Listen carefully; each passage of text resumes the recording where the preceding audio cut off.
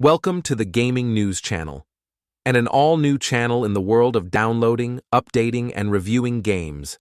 Don't forget to subscribe, like, and share. Welcome to a new video and news of a new game that we are talking about today. Wait for us after the intro.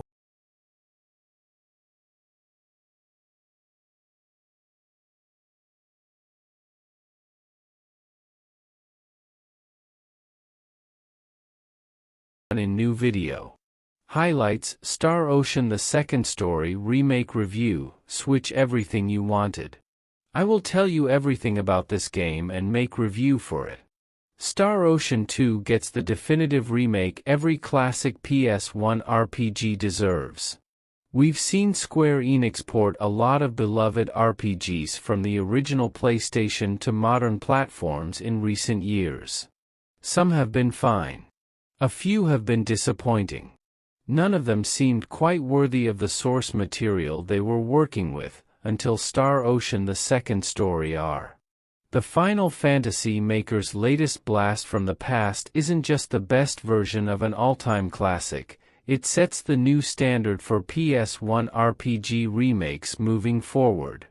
Out November 2nd on PS5, PS4, PC, and Nintendo Switch, Star Ocean: The Second Story R is Japanese action RPG studio Gemdrop's renovation of Tri-Ace 1998 mashup of sci-fi space exploration and medieval fantasy tropes and upgrades the visuals, adds voice acting, and introduces a host of new quality-of-life improvements and interesting gameplay tweaks.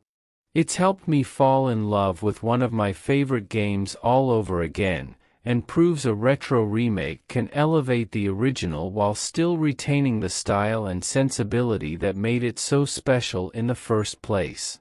You play as either Claude, a starship captain's son who gets stranded on a medieval planet called Expel, or Rena, an elf-like orphan with magical powers who joins him to investigate a mysterious asteroid called the Sorcery Globe whose impact unleashed monsters across the land. You travel across the world and eventually to a futuristic sister planet as you pick and choose between various characters: a three-eyed bounty hunter, a swordsman haunted by demon dragons, to add to your party.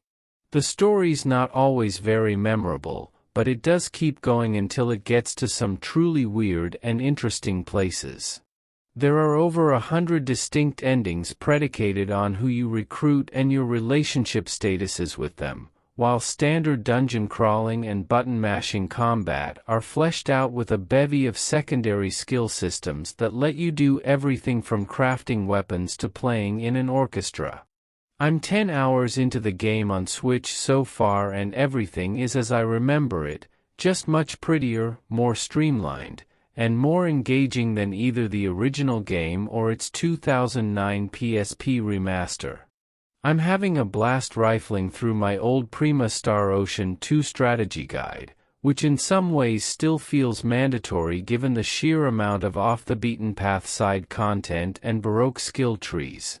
A PS1 classic reimagined. Star Ocean: The Second Story sprite pixel art returns with an HD touch-up for characters, NPCs, and enemies, but environments and backgrounds have been overhauled with a beautiful new 2.5 HD look in the vein of Octopath Traveler. They don't always retain the vibrant colors and compositions of the original pre-rendered scenes. Still, the new look often made me feel like I was exploring the game for the very first time again. Far from looking jarring, the 2D pixel art against 3D backgrounds feels like the best of both worlds. The quality of the new English voice acting varies from character to character, but it helps liven up the second story's notoriously belabored and verbose script. You can switch it to Japanese or turn the volume off at any time from the settings menu.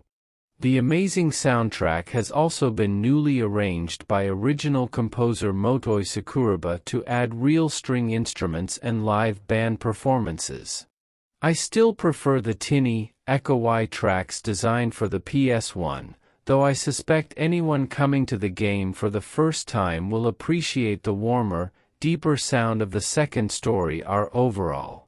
The remake also shines during combat. That's great since that's where you spend roughly half your time.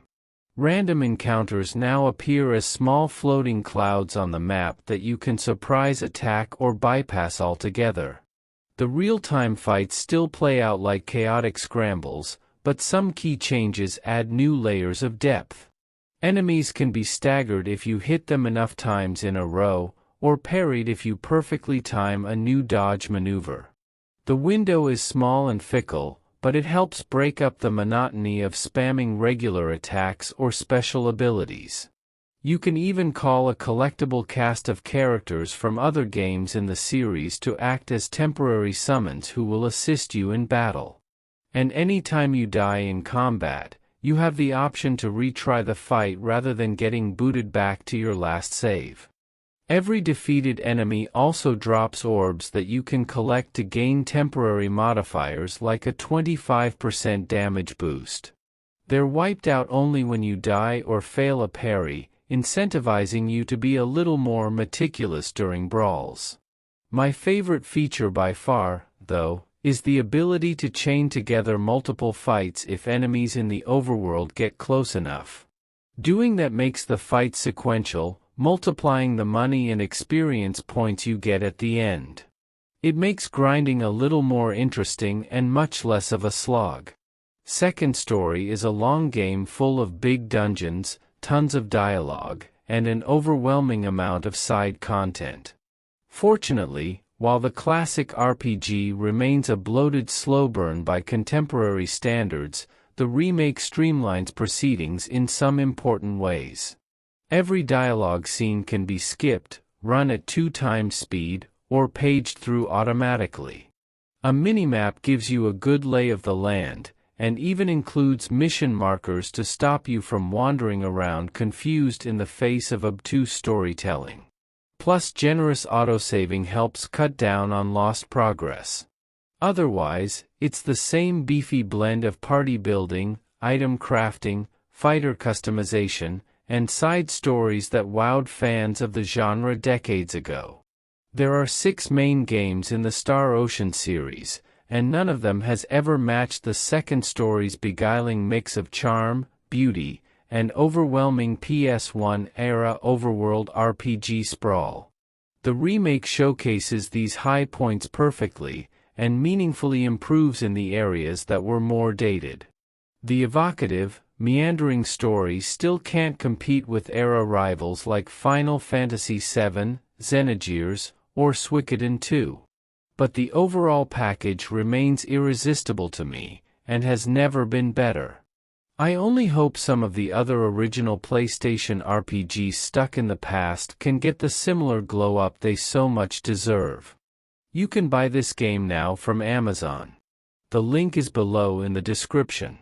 Play and enjoy. Don't forget to subscribe, like and share. Goodbye in new video and new game news.